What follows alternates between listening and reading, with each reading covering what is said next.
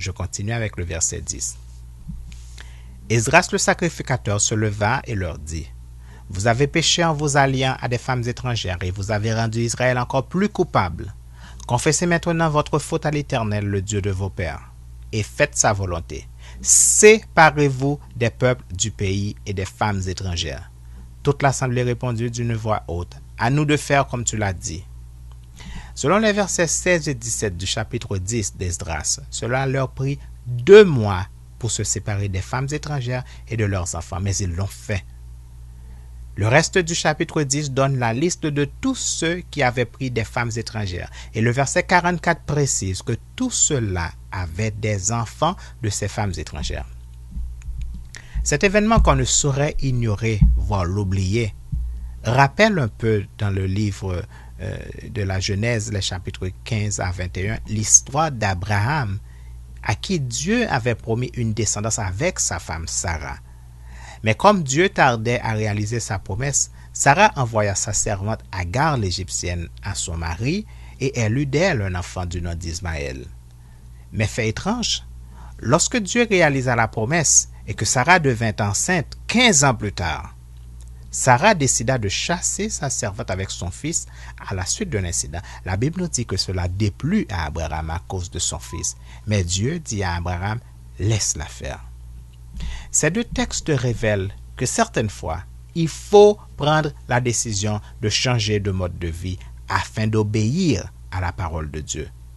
Cela peut paraître injuste et même très dur, mais il est clair que c'est d'abord la volonté de Dieu qui doit d'abord s'accomplir et non la nôtre.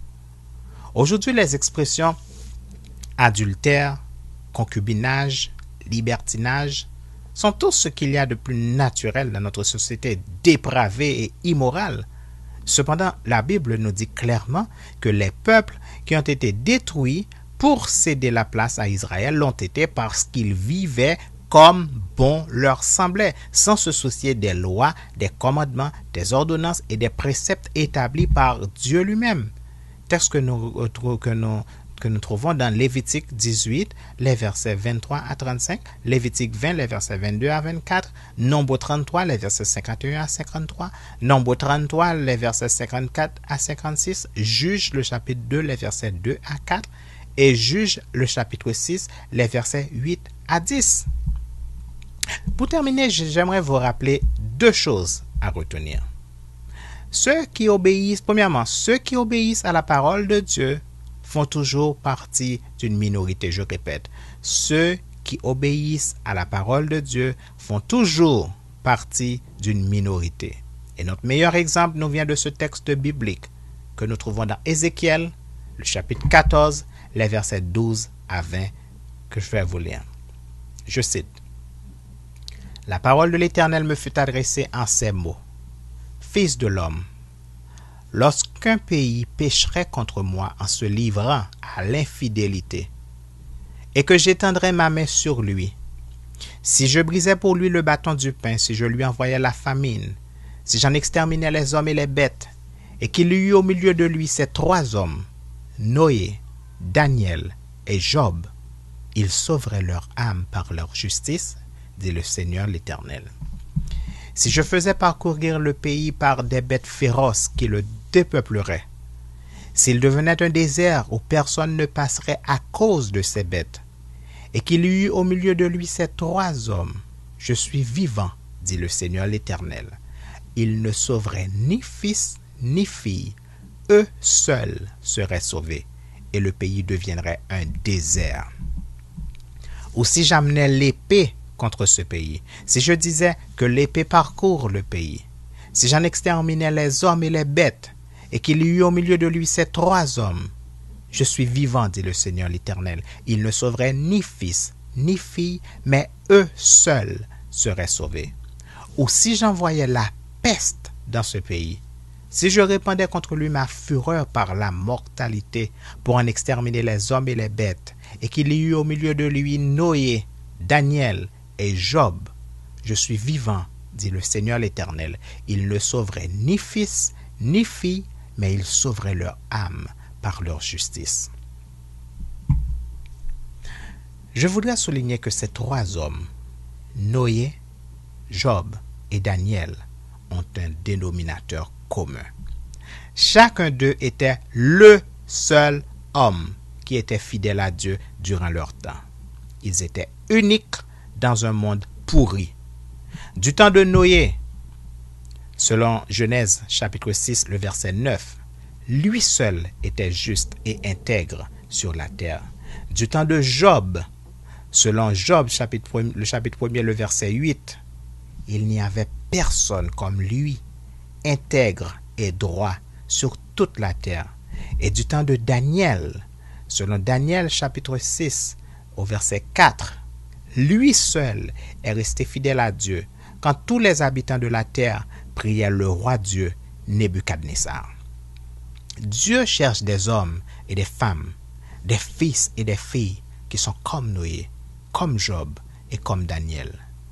Si tu réalises que tu es le seul ou la seule qui écoute et qui obéit à la parole de Dieu, n'aie aucune crainte et continue ainsi, car il en a toujours été ainsi.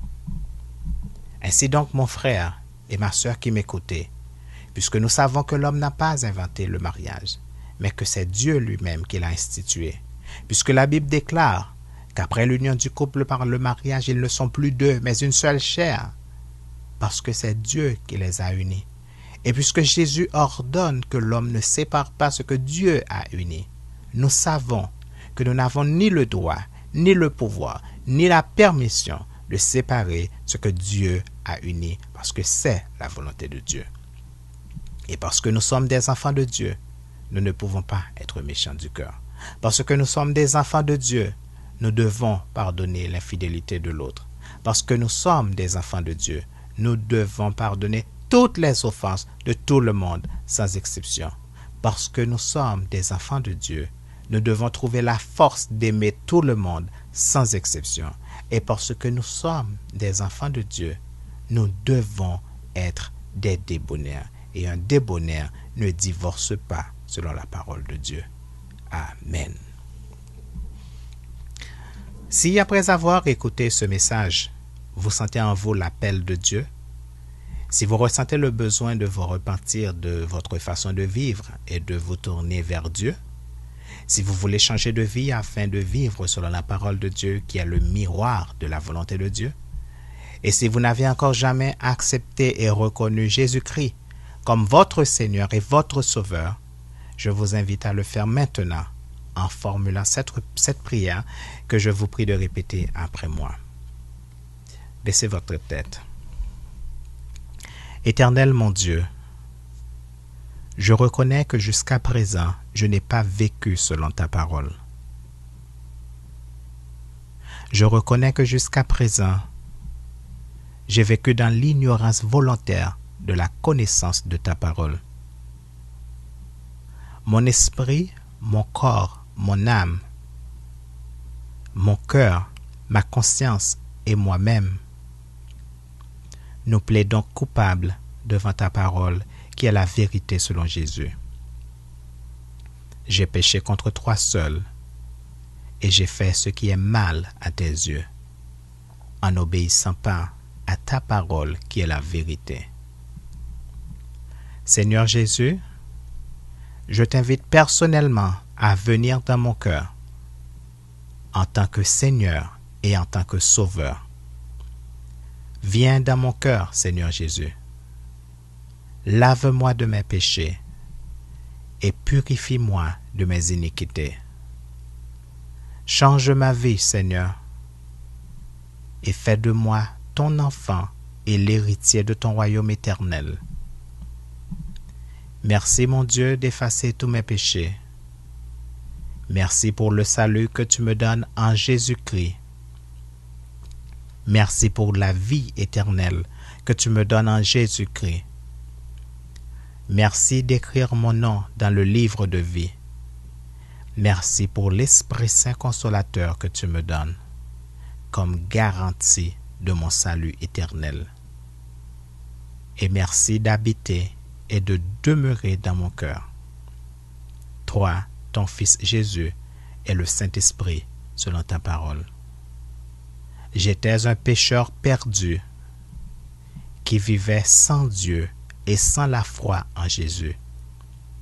mais maintenant je suis sauvé de la mort éternelle, par la grâce et par la foi en Jésus-Christ.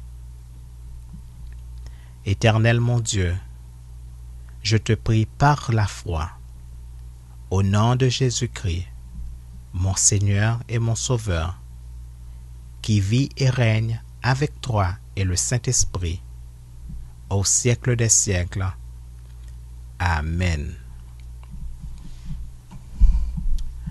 Vous avez été édifié par ce message et vous aimeriez le partager avec d'autres personnes de votre entourage, ou encore vous aimeriez le partager avec quelqu'un qui est sur le point de tomber dans l'adultère ou qui vit déjà dans l'adultère, ou encore quelqu'un qui voudrait sortir de l'adultère?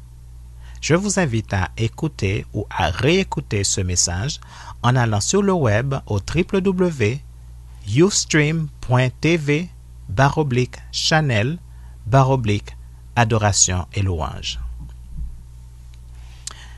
Mes frères, si quelqu'un parmi vous s'est égaré loin de la vérité et qu'un autre l'y ramène, qu'il sache que celui qui ramènera un pécheur de la voie où il s'était égaré sauvera une âme de la mort et couvrira une multitude de péchés. Selon Jacques, le chapitre 5, les versets 19 et 20. De même, je vous le dis, il y aura plus de joie dans le ciel pour un seul pécheur qui se repent que pour 99 justes qui n'ont pas besoin de repentance. Selon Luc, le chapitre 15, le verset 7. À présent, mes frères et sœurs dans le Seigneur, baissons nos têtes pour recevoir la bénédiction finale. Que le Dieu de paix qui a ramené d'entre les morts le grand pasteur des brebis par le sang d'une alliance éternelle, notre Seigneur Jésus, vous rende capable de toute bonne œuvre pour l'accomplissement de sa volonté et fasse en vous ce qui lui est agréable par Jésus-Christ, auquel soit la gloire au siècle des siècles. Amen.